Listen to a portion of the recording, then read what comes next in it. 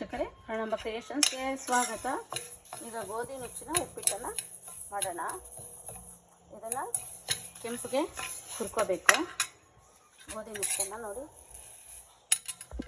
ಹಿಟ್ಟಿನ ಯಾವ ಥರ ಹುರ್ಕೊಳ್ತೀರೋ ಅದೇ ಥರ ಇದನ್ನು ಕೈಯಾಗಿ ಕೆಂಪುಗೆ ಹುರ್ಕೊಬೇಕಾಗುತ್ತೆ. ಗರಿ ಗರಿ ಆಗಬೇಕಿದು. ಹುರಿದ್ಮೇಲೆ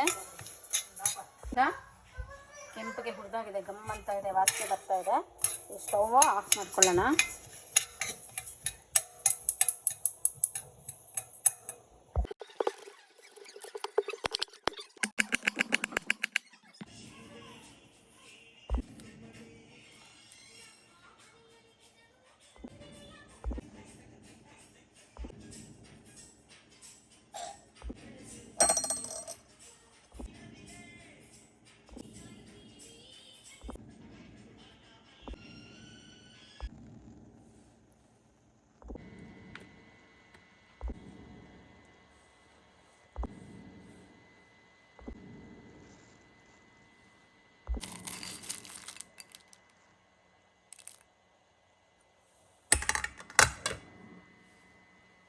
ಪಕ್ಕ ಇಟ್ಕೋಬೇಕು. ಇದು ಗೋಧಿ ನುಚ್ಚಿಂದು.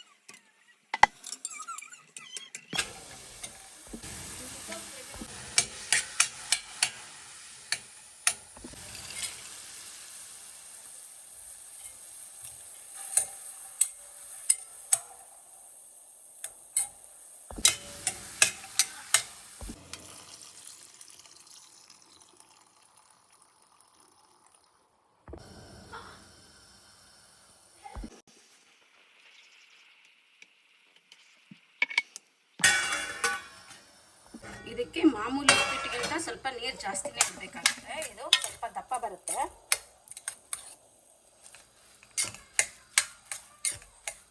ಸಣ್ಣ ಉರಿನಲ್ಲಿ ಇದನ್ನು ಚೆನ್ನಾಗಿ ಬೇಯಿಸ್ಬೇಕಾಗುತ್ತೆ. ನೀರು ಸ್ವಲ್ಪ ಜಾಸ್ತಿ ಇಟ್ಟರೆ ಸಾಕು. ಮಾಮೂಲಿ ಉಪ್ಪಿಟ್ಟಿಗಿಂತ ಚೆನ್ನಾಗಿ ಬೇಯುತ್ತಿದ್ದು. ಉಪ್ಪಿಟ್ಟು ರೆಡಿಯಾಗಿದೆ.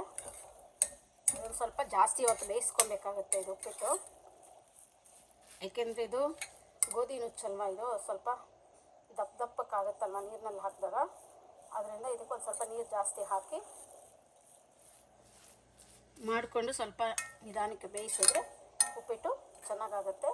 ಉಪ್ಪಿಟ್ಟು ರೆಡಿಯಾಗಿದೆ. ಈಗ ಇದಕ್ಕೆ ಸ್ವಲ್ಪ ನಿಂಬೆಹಣ್ಣು ಹಿಂಡೋಣ.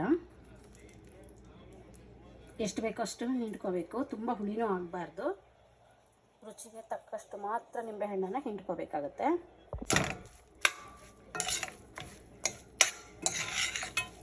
ಉಪ್ಪಿಟ್ಟು ಗೋಧಿ ನುಚ್ಚನ್ನು ಮಾಡೋದ್ರಿಂದ ಶುಗರ್ ಇರೋರಿಗೆ ತುಂಬ ಒಳ್ಳೆಯದು, ಎಲ್ರಿಗೂ ಒಳ್ಳೆಯದು. ಈ ವಿಡಿಯೋ ನಿಮಗೆ ಏನಾದರೂ ಇಷ್ಟ ಆದಲ್ಲಿ ಲೈಕ್ ಮಾಡಿ, ಶೇರ್ ಮಾಡಿ, ಕಮೆಂಟ್ ಮಾಡಿ. ಹಾಗೆ ಸಬ್ಸ್ಕ್ರೈಬ್ ಆಗೋದನ್ನು ಮರೆಯಬೇಡಿ ವೀಕ್ಷಕರೇ.